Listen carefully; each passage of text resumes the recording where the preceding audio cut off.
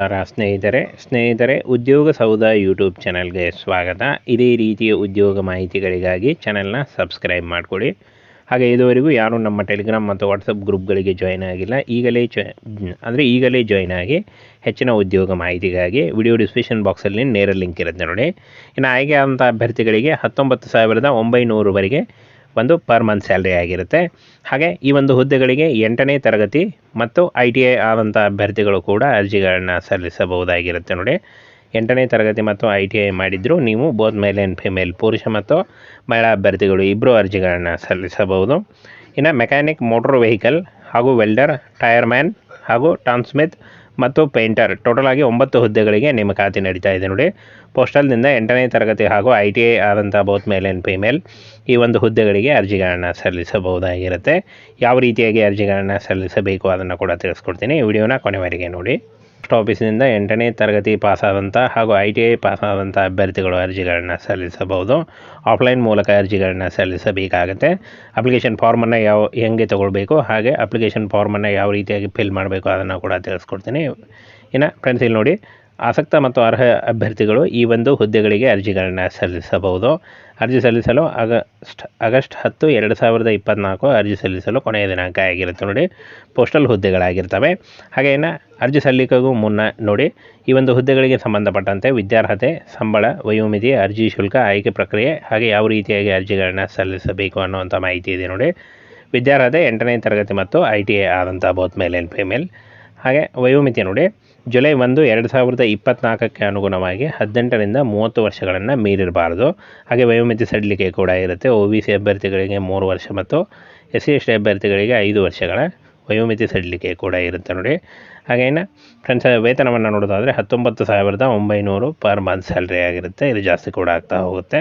ಇನ್ನು ಆಯ್ಕೆ ಆದಂಥ ಅಭ್ಯರ್ಥಿಗಳಿಗೆ ಮಹಾರಾಷ್ಟ್ರದ ಮುಂಬೈನಲ್ಲಿ ಪೋಸ್ಟಿಂಗ್ ನೀಡಲಾಗುತ್ತೆ. ಆನಂತರ ನೀವು ಕರ್ನಾಟಕಕ್ಕೆ ಟ್ರಾನ್ಸ್ಫರ್ ಕೂಡ ತೆಗೆದುಕೊಳ್ಬೋದು.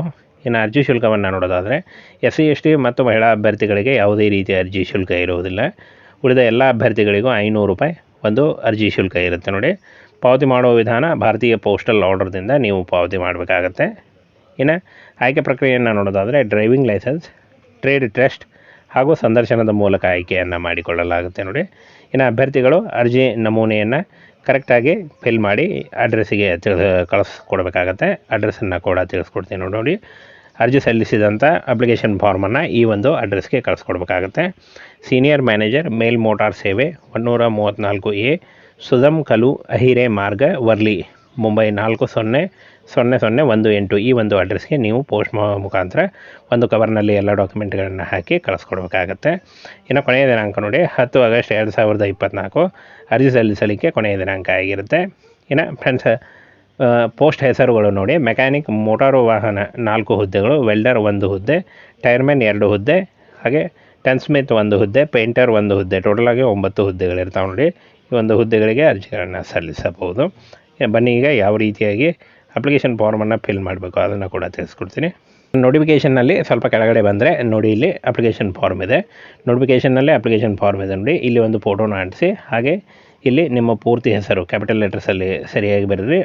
ಅಂದರೆ ನಿಮ್ಮ ಏನು SLC ಮಾರ್ಕ್ಸ್ ಕಾರ್ಡ್ ಮೇಲೆ ಯಾವ ರೀತಿಯಾಗಿದೆ ಅದೇ ರೀತಿಯಾಗಿ ಬರೀರಿ. ಹಾಗೆ ಫಾದರ್ಸ್ ನೇಮು ಮತ್ತು ಯಾವ ಪೋಸ್ಟಿಗೆ ಅಪ್ಲೈ ಮಾಡ್ತಾ ಇದ್ದೀರಾ ಮತ್ತು ಟ್ರೇಡ್ ಹೆಸರು, ಹಾಗೆ ಪರ್ಮನೆಂಟ್ ಅಡ್ರೆಸ್ಸು ಮತ್ತು correspondence address, email ID, mobile number, citizenship Indian ಅಂತ ಹಾಕಿ, ಹಾಗೆ ಬರ್ತ್ ಆಫ್ ಡೇಟು ಮತ್ತು ರಿಸರ್ವ್ ಕ್ಯಾಟಗರಿ ಏನಾದರೂ ಇದ್ದಲ್ಲಿ ಎಜುಕೇಷನ್ ಕ್ವಾಲಿಫಿಕೇಷನ್ 8ನೇ ತರಗತಿ ಅಥವಾ ITI ಅದನ್ನು ಹಾಕಿ, ನೇಮ್ ಆಫ್ ದಿ ಸ್ಕೂಲ್ ಮತ್ತು ಇಯರ್ ಆಫ್ ಪಾಸಿಂಗ್ ಕರೆಕ್ಟಾಗಿ ಹಾಕಿ, ಆಮೇಲೆ ನಿಮ್ಮ ಸಿಗ್ನೇಚರ್, ಡೇಟ್ ಆ್ಯಂಡ್ ಪ್ಲೇಸ್, ನಿಮ್ಮ ಪ್ಲೇಸು ಮತ್ತು ಸಿಗ್ನೇಚರನ್ನು ಕರೆಕ್ಟಾಗಿ ಹಾಕಿ ಪೋಸ್ಟ್ ಮುಖಾಂತರ ಕಳಿಸ್ಕೊಡಿ. ಹಾಗೆ ಪೋಸ್ಟಲ್ ಅಡ್ರೆಸ್ನ ಆಲ್ರೆಡಿ ತಿಳಿಸ್ಕೊಟ್ಟಿದ್ದೀನಿ ನೋಡಿ. ಇಲ್ಲಿ ಕೂಡ ಇದೆ ನೋಡಿ. ಈ ಒಂದು ನೋಟಿಫಿಕೇಷನ್ನ ನಾನು ಟೆಲಿಗ್ರಾಮ್ ಚಾನಲಲ್ಲಿ ಹಾಕಿರ್ತೀನಿ. ಅಲ್ಲಿ ಹೋಗಿ ನೀವು ಡೌನ್ಲೋಡ್ ಮಾಡಿಕೊಂಡು ಈ ಒಂದು ಅಡ್ರೆಸ್ಗೆ ನೀವು ಕಳಿಸ್ಕೊಡ್ಬೇಕಾಗುತ್ತೆ ನೋಡಿ.